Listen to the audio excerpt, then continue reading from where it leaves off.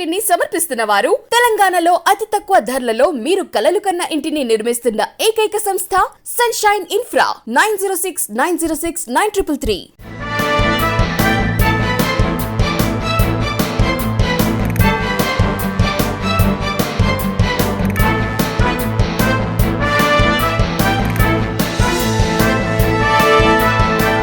నమస్తే, welcome to V3 news. లక్ష్యం సమాజహితం. నేను తులసిరామ్. ముందుగా బులెటిన్ హెడ్లైన్స్.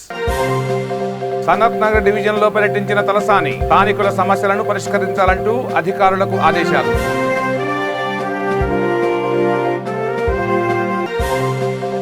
అప్పా చెరువులోకి భారీగా చేరిన వరద నీరు పరిశీలించిన ఎంపీ రంజిత్ రెడ్డి.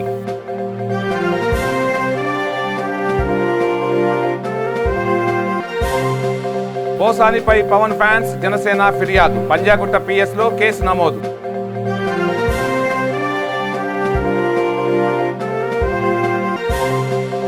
పలమనేరులోని మూతపడిన పాఠశాల విద్యార్థుల తల్లిదండ్రుల ర్యాలీ.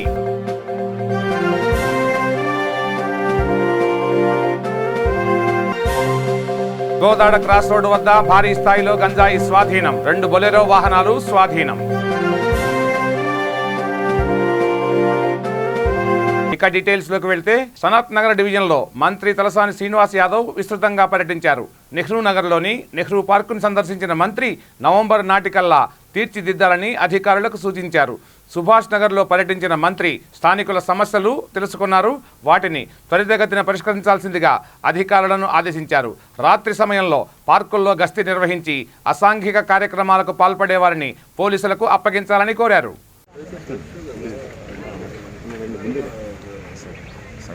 వీడియో మోటివేట్ చేస్తారు. మోటివేట్ చేసి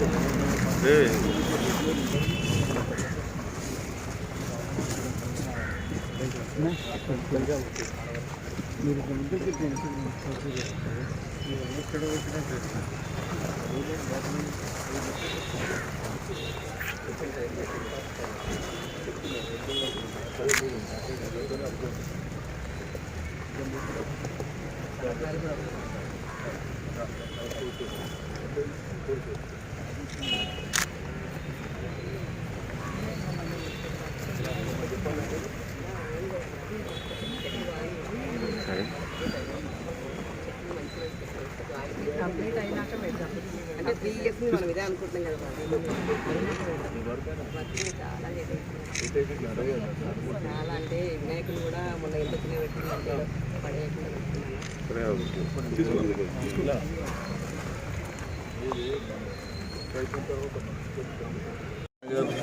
నెహ్రూ నగర్ సరే నెహ్రూ నగర్ పార్కు చాలా పెద్ద బ్రహ్మాండంగా చేస్తున్నాము.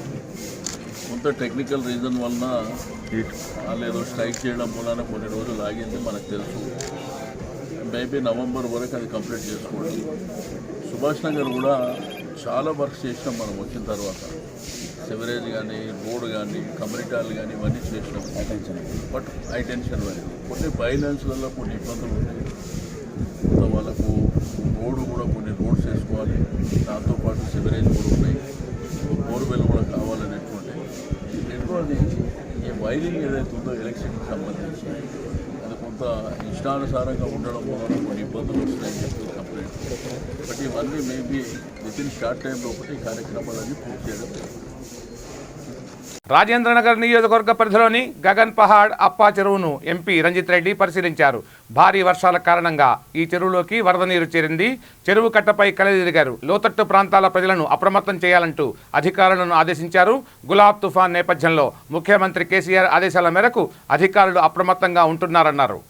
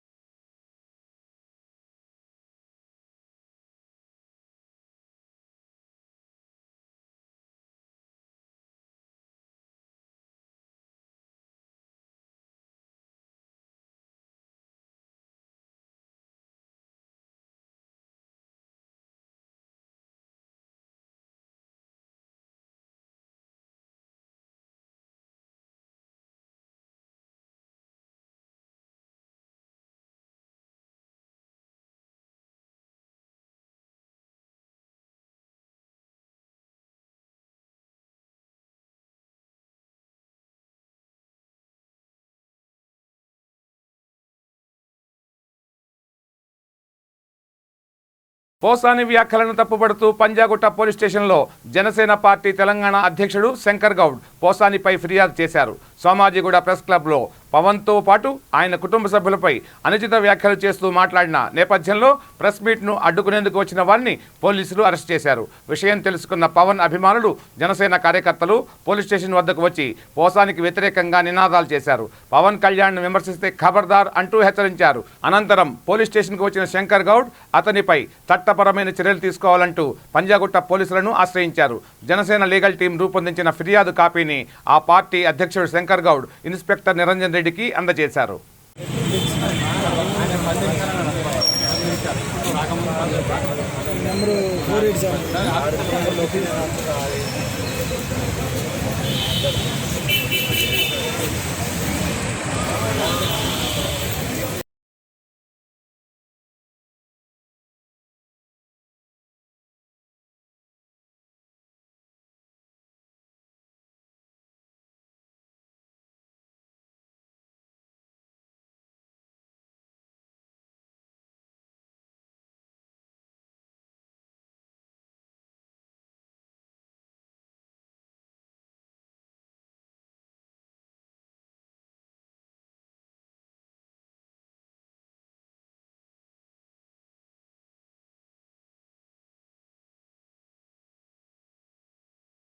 నుంచి ఇవాళ పోసాని కృష్ణమురళి ఒక మహిళని తీసుకురావడము, వాళ్ళ భార్యని మధ్యలోకి తీసుకురావడము, పవన్ కళ్యాణ్ని సైకో అనడము, విధవ అనడం, ఇవన్నీ మీరు ఏ విధంగా చూస్తారు? మేము ఈ రాష్ట్ర ప్రభుత్వానికి మీ ద్వారా కోరేది ఒక్కటే, ఆ సైకోని ఈ రాష్ట్రం నుంచి తరిమి వేయాలని మేము మీ ద్వారా కోరుతున్నాము. అదే రకంగా ఏదైతే మాట్లాడిండో మేము ఏ రకంగా అయితే మాట్లాడిండో మేము చాలా బాధపడుతున్నాము. మహిళలు ఎవరైనా సరే ఆ రకంగా మాట్లాడితే, ఆ భాష మాట్లాడితే మీరు కంప్లైంట్ ఇవ్వచ్చు. పోలీస్ శాఖ వారు ఉన్నారు, మీ ఫోన్ తీసుకొచ్చి పలానా వాళ్ళు మమ్మల్ని ఈ రకంగా మాట్లాడిర్రని చట్టపరమైన చర్యలు తీసుకోవచ్చు. అంతేగాని మీరు లైవ్ టెలికాస్ట్లో కూర్చొని వివిధ రకాలుగా మాట్లాడితే అది మేము తట్టుకోలేము. అందులో మాకు కూడా డౌట్ ఉంది, వైఎస్ఆర్సీపీ కార్యకర్తలే ఆ రకంగా మాట్లాడించారని మేము మీ ద్వారా తెలియపరుస్తాం. మీరు పోలీసు మీద క్రిమినల్ కేసులు పెట్టాలని వచ్చాము ఇక్కడికి. అతి త్వరలో మా లీగల్ టీం కూడా రావడం జరుగుతుంది. మేము దీనిపై చట్టపరమైన చర్యలు తీసుకోవాలని ఈ రాష్ట్ర ప్రభుత్వాన్ని కోరుతున్నాం. మేము సైబర్ క్రైమ్ కి కంప్లైంట్ ఇచ్చి వాళ్ళ మీద కూడా చర్య తీసుకోవాలని మేము చెప్తాం. పలమనేరులోని పాఠశాల మూతపడింది. దీంతో నెల రోజులుగా విద్యార్థులు ఇబ్బందులకు గురవుతున్నారు. కొంతమంది పిల్లలకు టీసీలు ఇచ్చి పంపుతున్నారు. ఈ విషయమై స్కూలు యాజమాన్యాన్ని నిలదీయగా ఏవేవో కారణాలు చెప్తున్నారు. ఈ నేపథ్యంలో విద్యార్థుల తల్లిదండ్రులు పలమనేరులో ర్యాలీ నిర్వహించారు. అంతేకాకుండా పలమనేరు ఎమ్మెల్యేకు వినతి పత్రం అందజేశారు. ఎమ్మెల్యే వెంకటగౌడ తక్షణం స్పందించి స్కూల్ యాజమాన్యంతో 6 నెలలు యథావిధిగా నడపాలని ఆదేశించారు.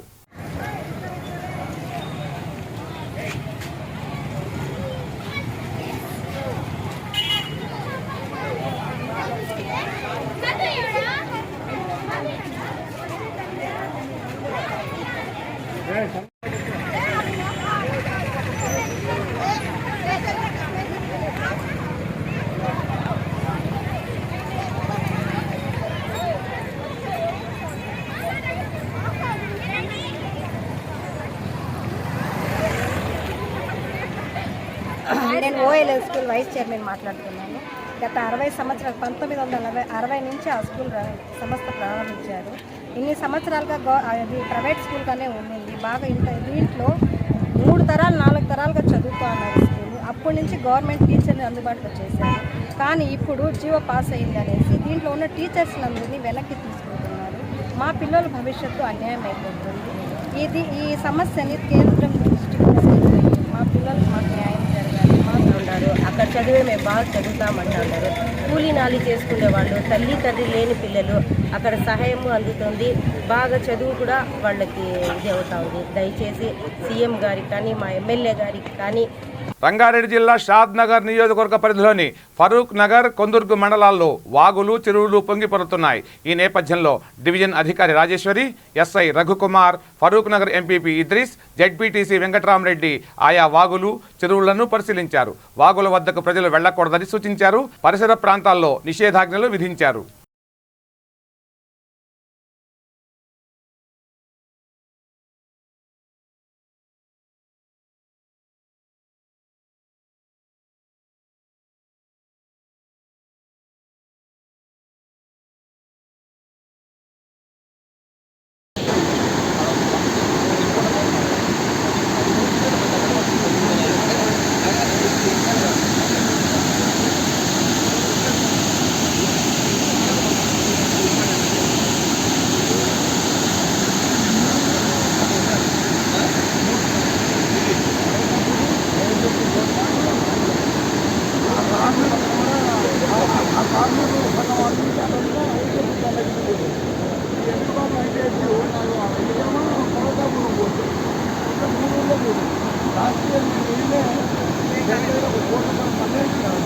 రంగారెడ్డి జిల్లా రాజేంద్రనగర్, హిమాయత్ సాగర్ను Cyberabad commissioner Stephen Ravindra, Shamshabad DCP Prakash Reddy, ACP Sanjay Kumar లోతట్టు ప్రాంత ప్రజలను అప్రమత్తం చేశారు. ఏమైనా సమస్యలు ఉంటే 100 నంబర్కు ఫోన్ చేయాలని కోరారు.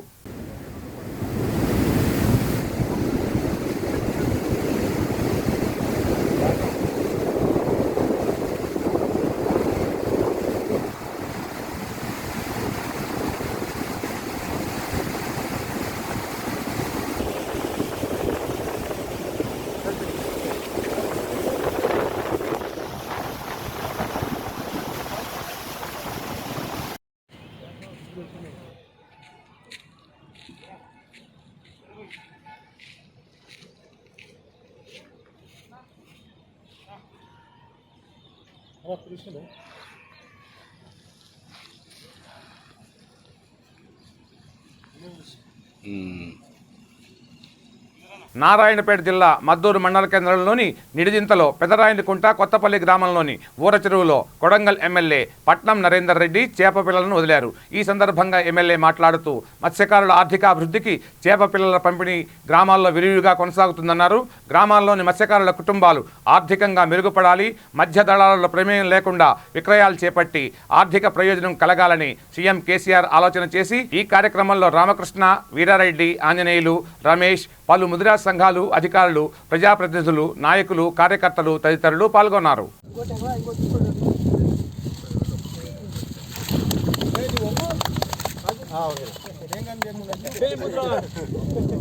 నరేందర్ రెడ్డి నాయకత్వం వర్ధిల్లాలి, నరేందర్ రెడ్డి గారి నాయకత్వం వర్ధిల్లాలి. విజయ్ కొంచెం వెనక్కి అందరూ కొద్దిగా వెనక్కి జరగాలి. విజయ్ విజయ్ చెప్పా దాంట్లో చేప పిల్లలు రాజాను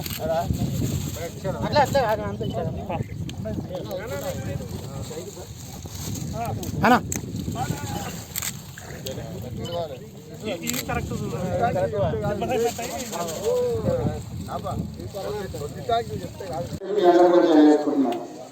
ఒక 2 నెలల్లో కూడా కొత్త ఇల్లు కూడా డబుల్ బెడ్రూమ్ ఇంకా గతంలో 5,00,000 లక్షలు ఉంటే దాన్ని 3,00,000 లక్షలు తగ్గించి మీ దగ్గరనే ఎవరు స్థలం ఉంటుందో అక్కడే కట్టుకోవడానికి అవకాశంగా ఒక 1000 ఇల్లు కూడా నియోజకవర్గానికి ఇస్తారు. అందులో గ్రామానికి 20-30 మొదటి సంవత్సరాలు 20-30 ఇస్తా ఎవరైతే నిజంగా ఇల్లు లేని వాళ్ళు ఉంటారో వాళ్ళ మొదటి తీసుకొని తప్పకుండా వాళ్ళకు కూడా ఇస్తాం, కొత్త పెన్షన్ కూడా ఇస్తాం. చెప్తే అన్ని ఒకటొకటి చేస్తా ఉన్నాం. మండల జిల్లా అయిన తర్వాత గ్రామానికి మనకి డబుల్ రోడ్ వేస్తుంటాం. ఇమీడియట్గా మద్దూరు మండలం నుంచి మండలం డబుల్ రోడ్ వస్తుంది. ఆఫీసులకైనా వస్తుంది. తప్పకుండా అప్పవరం టెంపరీగా మనము 2 ఆఫీసులు మనల్ని పెట్టాం. ఆఫీస్ చూడండి, ప్రైవేట్ ఆఫీసులు ఎక్కడ ఇల్లు ఉంటే రెండు చూసుకొని నడిపిస్తాం. తర్వాత పర్మనెంట్ బిల్డింగ్ కూడా ముఖ్యమంత్రి తీసుకుపోయి శాంక్షన్ చేపించి కొత్తపల్లిని బ్రహ్మాండంగా ఆదర్శంగా చేస్తామని చెప్పి మీ అందరూ తెలియజేసుకుంటూ ఈ అవకాశం ఇచ్చిన ప్రజలందరూ ధన్యవాదాలు తెలియజేసుకుంటున్నాను. తెలంగాణ చేశారు.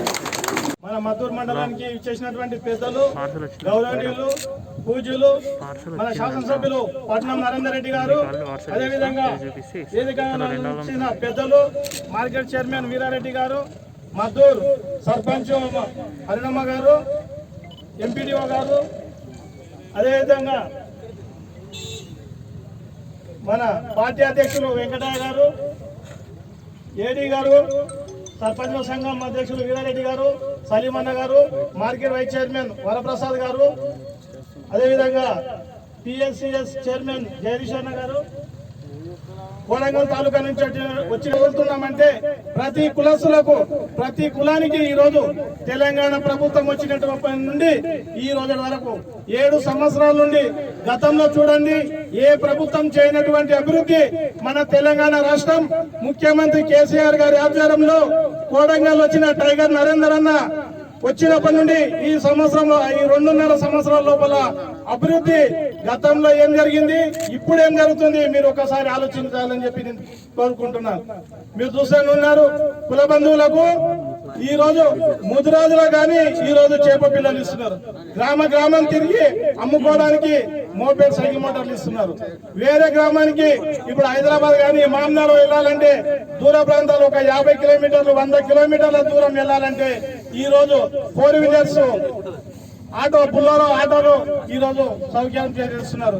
అదే విధంగా ఈ రోజు యాదవ కులస్తులకు ఈ రోజు గొర్రెలు పంపిణీ చేస్తున్నాం. రైతులకు ఈ రోజు వర్షాకాలం వచ్చిందంటే రైతులు ఎక్కడ పోకుండా ఈ రోజు కేసీఆర్ గారు విత్తనాలు వేస్తున్నారంటే ఎకరానికి 5,000 రూపాయలు ఇచ్చి సంవత్సరానికి 10,000 రూపాయలు ఇస్తున్నాడు ఈ రోజు. అదే విధంగా ఈ రోజు పంట చేతికి వచ్చిందంటే ఈ రోజు పంట కొనడానికి ఈ రోజు మన ప్రభుత్వం ముందుకు వచ్చి ఎవరు కొనకుండా ఈ రోజు వరిధాన్యం 1815 రూపాయల కాడికి ఈ రోజు వరిధాన్యం మనం కొంటున్నాం.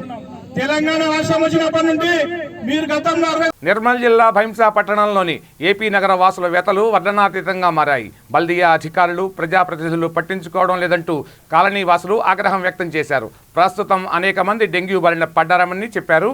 ఈ నేపథ్యంలో ఇటీవల ఓ యువ జర్నలిస్ట్ మృతి చెందాడు. ఇప్పటికైనా ఉన్నతాధికారులు స్పందించి సమస్యలను పరిష్కరించాలని స్థానికులు కోరుతున్నారు.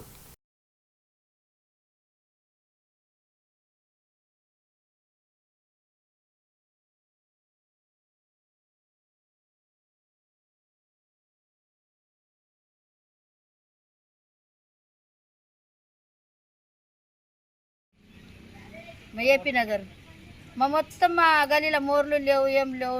ఒకటే నల ఉన్నది, నల వస్తలేదు. మోర్లు ఉన్నాయి, దింగన పందులు మేము ఒకటి దగ్గర తినట్లు అవుతున్నాయి. కాములు లేవు, మొత్తం ఓరెలు ఉన్నాయి. ఓర్లు చూస్తలేదు మా గలీకి వచ్చి. మా గలీలో కొంచెం చూడుంది పోయి. మా మురిగి మోర్ల కోసం మాకు జ్వరాలు వస్తున్నాయి, డెంగ్యూ జ్వరాలు, దోమలు, మొత్తం దోమలు ఉన్నాయి అక్కడ. ఎంత ఇది చేసినా దోమలు మందు కొడతలేరు, మోరీలు తీస్తలేరు మా అక్కడ. ఖమ్మం జిల్లా కోదడ క్రాస్ రోడ్డు వద్ద భారీ స్థాయిలో గంజాయి పట్టుబడింది. వాహనాలను తనిఖీ చేస్తుండగా సుమారు 160 కేజీల గంజాయి దొరికింది. ఈ నేపథ్యంలో రూరల్ పోలీసులు 2 బొలెరో వాహనాలను స్వాధీనం చేసుకున్నారు. 3 నిందితులను అదుపులోకి తీసుకున్నారు. కాగా ఈ గంజాయిని ఒడిషా నుంచి షోలాపూర్కు తరలిస్తున్నారు.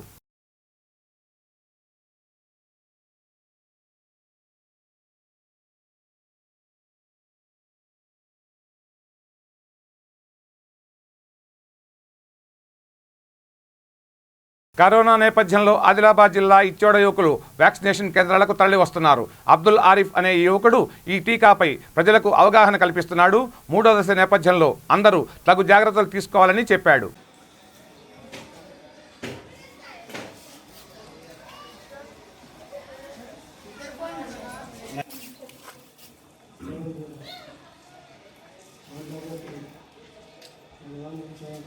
కరోనా టీకా వ్యాక్సినేషన్ అనేది చేయడం జరిగింది.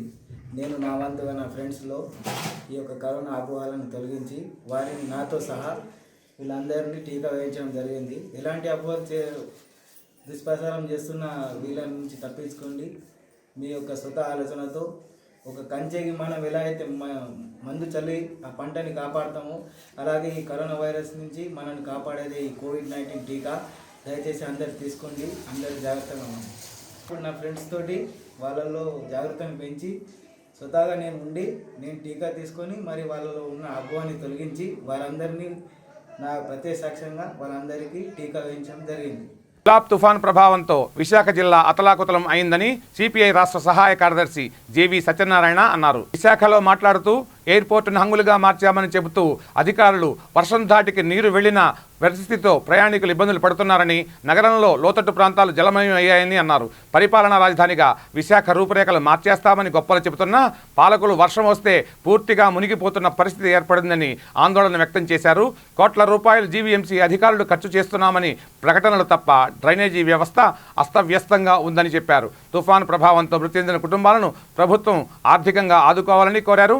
నష్టపోయిన రైతాంగాన్ని ప్రభుత్వం ప్రత్యేకంగా ఆదుకోవాలని డిమాండ్ చేశారు. ముంపు గురై ఈ హెచ్బి కాలనీ అన్నది ప్రభుత్వమే నిర్మించింది. మరి ప్రభుత్వమే లోతట్టు ప్రాంతాల్లోని కాలనీలు నిర్మించి వాళ్ళే అమ్మి, కేటాయింపులు కాదు అమ్మారు. కొనుక్కున్నటువంటి వాళ్ళు ఎవరు కూడా ప్రశాంతంగా జీవించేటటువంటి పరిస్థితి లేకుండా పోయింది దశాబ్దాల నుంచి.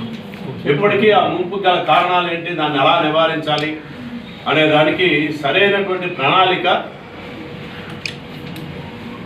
లేదు, నగర పాలక సంస్థ దగ్గర సరైన ప్రణాళిక లేదు. అలాగే షేలానగర్ కానివ్వండి, పెందుర్తిలోని నల్లక్వారీ కానివ్వండి, ఈ ప్రాంతాలన్నీ ఎప్పుడు వర్షం వచ్చినా కూడా మునుగుతా ఉన్నాయి. ఇప్పుడు 33 సెంటీమీటర్లు పడింది.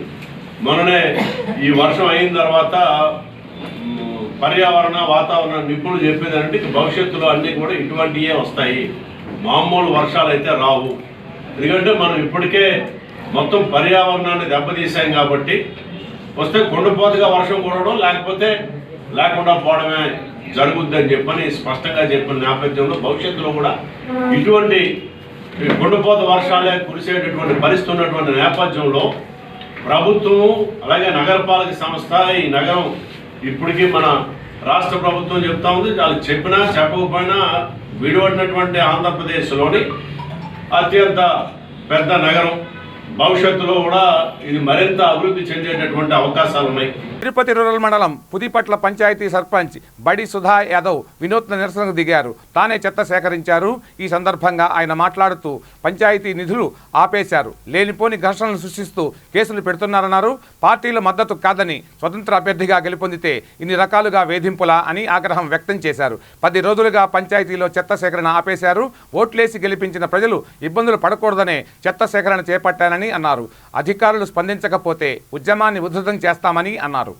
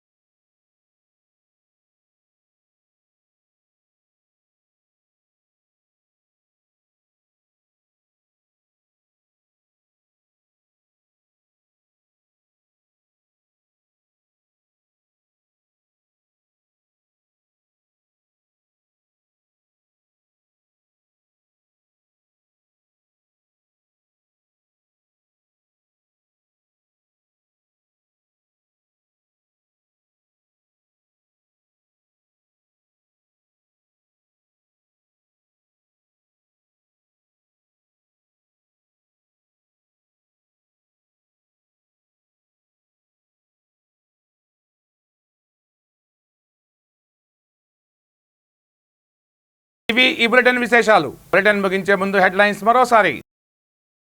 సనత్ నగర్ డివిజన్లో పర్యటించిన తలసాని స్థానికుల సమస్యలను పరిష్కరించాలంటూ అధికారులకు ఆదేశాలు.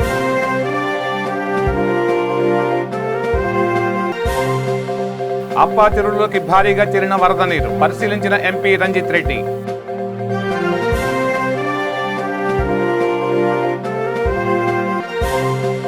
పోసానిపై పవన్ ఫ్యాన్స్ జనసేన ఫిర్యాదు. పంజాగుట్ట పిఎస్లో కేసు నమోదు.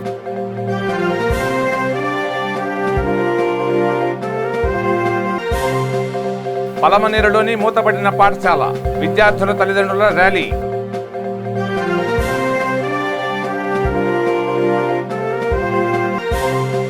గోదాడ క్రాస్ రోడ్డు వద్ద భారీ స్థాయిలో గంజాయి స్వాధీనం, 2 బొలెరో వాహనాలు స్వాధీనం.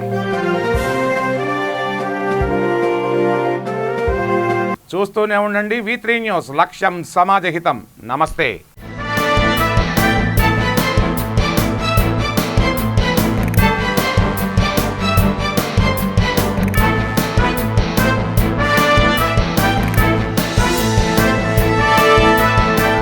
ఈ బులెటిన్ ని సమర్పిస్తున్న వారు తెలంగాణలో అతి తక్కువ ధరలలో మీరు కలలు కన్న ఇంటిని నిర్మిస్తున్న ఏకైక సంస్థ సన్షైన్ ఇన్ఫ్రా. 9069069333.